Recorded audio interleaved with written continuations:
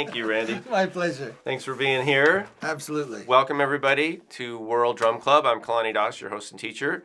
My colleague, Randy Gloss, is with us today. We've shot a lot of videos. Maybe you've seen some of the other ones. Right now, we're going to be looking at the frame drum in tar. Is this tar style? Well, I guess it depends on what country what we're reference, right, yeah, what we're you're referencing. referencing. Because this position of playing, you would find this literally throughout. You could go from China into Europe, so Central right. Asia, you will find this position, right? Okay. All throughout, like all the stands, you will find it. And then when we get to Iran, we get to Azerbaijan, right? We get to Turkey, and into the Mediterranean and into Eastern Europe, we'll still find this. Oh, that's true. We go into Italy. North Africa, we'll find it, right? Yep. Tunisia, Morocco, places like that. This is more of a pervasive style of playing. So I would say that, yeah, if you just take the globe and just spin it on the opposite side of where we are and just put a circle, that's where you're going to find this. Awesome. Yeah. And what defines this style in terms of holding technique exactly? Well, I think it really just came from the idea of being free, whether it's parading, whether it's dancing. Mm-hmm. This idea that if I'm going to play the drum and move, and travel, there has to be some technique to support that. Right. And so I think it's just an evolution of that to me. Yeah. Right. And it's one of the few. We have to talk about 3 different frame drum positions. All of them require that I sit. Right. If I play with the drum here or on my lap, I have to be seated. Mm-hmm. The moment I'm here, I can stand, I can move, I can dance around. So it just unlocks a whole bunch of other just possibilities. Yeah. And I think also just because of the way that I'm holding it, and it has minimal contact points, the drum itself becomes very resonant, very open sounding. Yes. So this is the most resonant open position. You're not putting any pressure on the shell. So it does affect it a lot. Yeah. It's amazing how much more resonant a kind of floating drum is rather than a drum that is stand. Absolutely. Yeah. In the beginning, I think that people get intimidated because it's so foreign to other drums, right? I'm not going to hold my conga and play it. I'm not going to hold my snare drum like in my hands while I'm playing it, maybe on a strap. But, this idea of holding it in your hands while you're drumming is so foreign that I think people get a little uneasy with it. But what I tell people is just live with the drum in your hands for a little while. Like right now, I'm having this conversation with it. It's just sitting in my hand. And there will come a point where it starts to become an extension, where it just feels like it naturally wants to be there. So starting with just holding it, from there just getting used to how my hands pivot. This idea that I'm kind of hinging on the drum, and hinging on the drum here. So whether I'm playing with my upper or my lower, I'm kind of pivoting off of the shell. And so just getting used to that technique a little bit, which honestly is not that far. And so if you want to just real quick for your viewers, if I play in this way, which is probably the most natural way to start to hit the drum, whether I use one finger or the whole hand, but now I lock my thumbs onto the shell. Now you'll notice I can't come straight up and down anymore because I'm locked onto the shell. That starts to impose this rotation. So even just getting used to putting your thumbs on the drum and just striking will start to feel it in your forearm muscle, that rotation. And so when I bring it back to this position, it's no longer this foreign thing. Now it's just about finding the balance and dealing with the weight, but how the mechanics of the stroke moves, I've already kind of got an idea. Good, yeah, and I do some teaching of this, to different populations, and this is a movement that needs some revisiting, explaining. Because what else do people do is they'll try to do this, right? Right. You probably see that a lot. They're trying to play with their fingers. So can you talk about the movement? What is this movement? How do you explain this? Yeah. Basically, this idea, if I play from the knuckle forward like you're talking about, there will be a tone, but it will always be soft. There's no potential to get the full range of volume. I can't do that with my finger, right? So I need to engage the arm. Right. And so to me, it's no different than if I want to play like a slap on a conga or a djembe. I'm really thinking about the same thing, but now I can't go straight down. Once I hit a certain point, it's going to hinge in. Okay. But that same slap or open tone, the way I think about a conga, I can bring out that same force and volume if I start to engage the arm. And so just getting used to this motion, and I used to practice in slow motion and look in the mirror, literally wave to myself, and just start to see the mechanics of how my hand moves, how it hinges on that thumb. Yeah. And just getting used to that. Same with my lower hand, which I found was the hardest one. because it's supporting the weight, like how it can come up and strike that tone and come back down, or play a slap and come back down. And I would just do that in the mirror really slow, like almost like it was like some kind of Tai Chi exercise, going super slow to see how it worked. And then all of a sudden it's like, oh, that's that stroke. And so there's my open tone and being able to match it in both hands. And then the slap, right? I can still get that same idea. And so it's just about finding where does it kind of catch? Where's the balance? Nice. And so going slow and kind of watching yourself, I kind of learned a lot just through observing that. That's great. Good advice. I haven't mentioned that in a while, but I'm glad you did. Practicing with a mirror or, video, you could do if you wanted to be fancier, but just a good old, Yeah, I'm low tech. just get one of those the mirrors you put on the back of a door, you get them for a few bucks. My room at CalArts, we have 2 of those for that purpose. Yeah. It's great. Use them to practice. Great. Yeah, because a lot of times we're not always doing what we think we're doing when we're playing, right?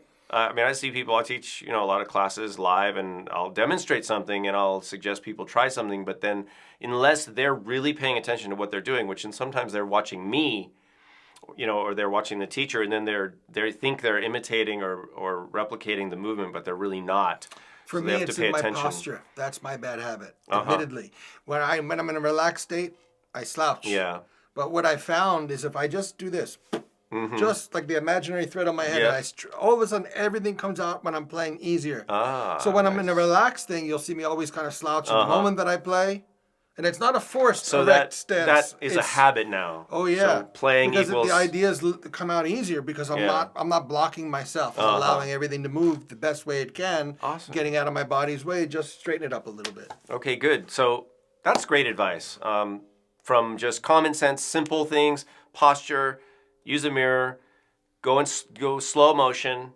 Just figure out the path, right? Yeah. Before you try to zip in there. And then, because, there's a little bit of translucency, I can see a little bit, but I don't have a clear line of sight, just finding and memorizing the positions. Because I can't see the edge, but I can feel the edge. Right. So I would practice simple things, like what if I played 2 open tones? Just upper hand and lower hand. And I'm not even saying right and left, because if I'm left-handed, I can flip it.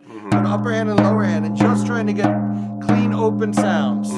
And then say, okay, where's the edge, right? Because now I have to it's a tactile thing. I have to feel it. Okay, let me play those same edge sounds, right? And then just going back and forth. We talk about contrast, right? So just spending time going back and forth between those contrasting sounds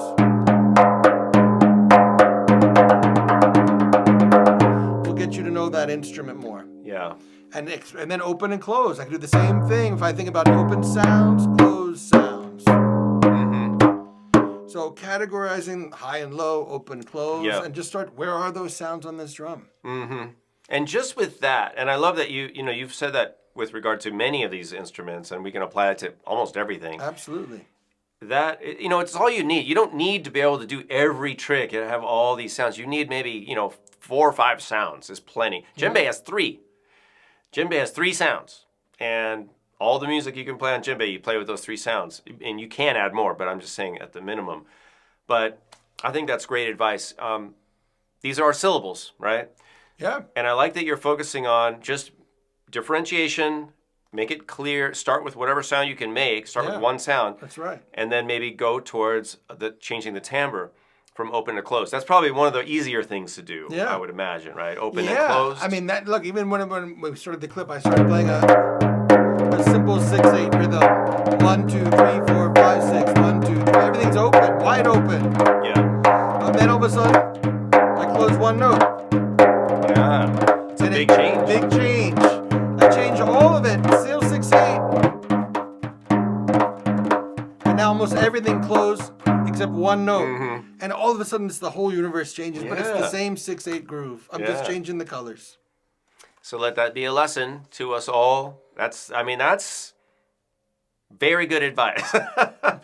Because it's keeping something, it's getting more out of something that you can already do. So find something that you can do and then look at how can I vary this. It's not always about adding. I think sometimes people want to add more rhythms. They're always like, I want to learn more rhythms. I want to learn more rhythms. I want to learn more rhythms. Don't become a rhythm hoarder or rhythm junkie. It's not about all the rhythms. It's about what can I do with this one rhythm? How can I play it differently? Yeah. And like you just demonstrated, you can you can have a completely different effect, musical effect.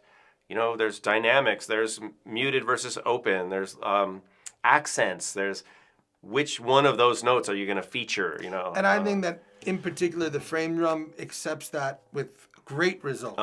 Like a little bit, like an eyedropper, a little sprinkle of salt. It's like you're changing the whole universe with the frame drum. Just that one note, leave it all wide open. The moment there's one the whole thing changes. The intensity, the feeling, the way it dances and moves, everything is different. And I'm just changing one little note. Yeah. So I think that exploring that idea and shaping a tune, right? I mean, it's not about how much I can play, how virtuosic. We're now serving the music. And so those little bits really serve the music very well. Awesome. Well, thank you for being in service to the community. My absolute pleasure. It's my honor. Yeah, of musicians. And thanks, everybody, for watching. If you have any comments, you want to leave your experiences or some advice. If you leave comments, and this is on YouTube, if you leave your questions, I'll do my best to get to them. But if you really want to connect with me, go to patreon.com/Kalani and become a member, supporter of the channel. Thank you, Randy. My absolute pleasure. For helping us. Thank you for having me. Helping everybody. If you want to connect with Randy, randygloss.com.